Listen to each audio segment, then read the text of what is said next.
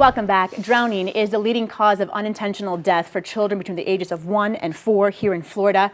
Just last year, Florida had its deadliest year on record for child drownings with 119 deaths. Joining me now is Malvina Duncan, Injury Prevention Coordinator at Nicholas Children's Hospital. Malvina, thank you so much for joining us. Those numbers are so hard to hear. 119 Absolutely. last year.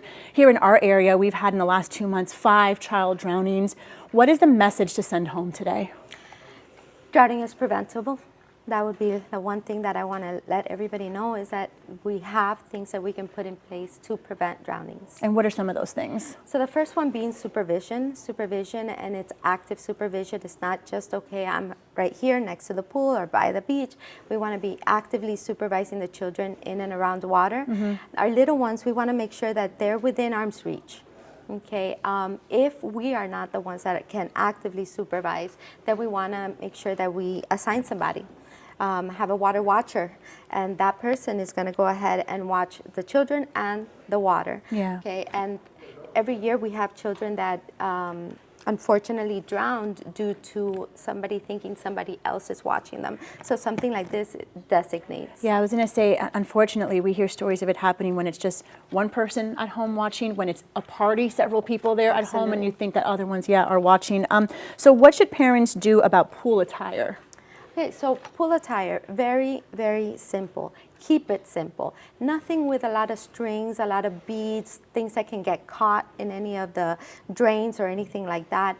Color, one of the things that we like to promote is lively colors, neons, brights, things that don't blend in too much with the water or the landscape.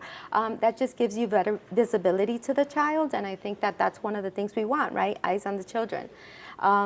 So anything like that that's going to keep them safe and compact and nice and taut to their bodies is better. And we've always, said here that we are surrounded by water here in Florida, so swim lessons, they're so critical, Absolutely. so important. So that was my third one, swim lessons. We want them to be organized swim lessons. We want them to build the skills, not just the confidence, but the skills.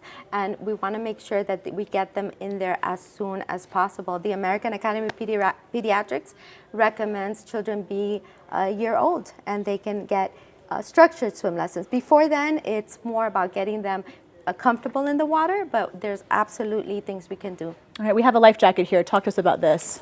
So one of the things that we talk about is if you're going to use a life jacket, which is absolutely the thing that you should be doing, especially on any watercrafts, but especially if the kids are not actively being in a swim lesson per se, that you just want that extra layer of protection, then we want you to use a life jacket, but it has to be Coast Guard approved.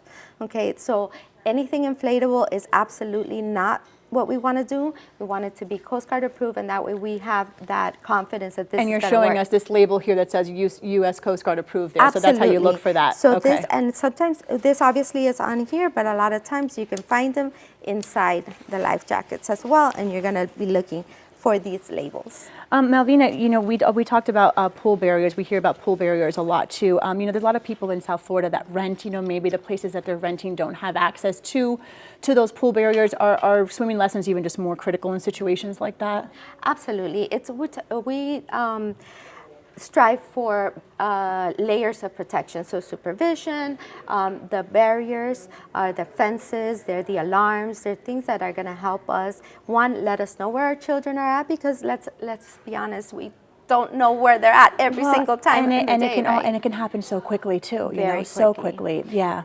Drowning is quick and it is silent, so we want to make sure that anything that can let us know when those doors or windows are open. And really quick before we wrap up, I want to talk about CPR training. We hope that we never, ever have to use it, right, on our loved ones, on anyone, but it is important to know that as well. Absolutely, that safer response component. Yeah. Something were to happen, the outcome is going to be better if we have somebody present that knows CPR. So that's something that we always emphasize. And we've seen those stories too, where someone does CPR on a child, a police officer comes and does it, and that child survives. So we love to see those kinds of endings, right? Thank you so much for being here today. If you'd like to watch this interview again, or for more information, head to our website, WPBF.com, or download our free WPBF 25 News app.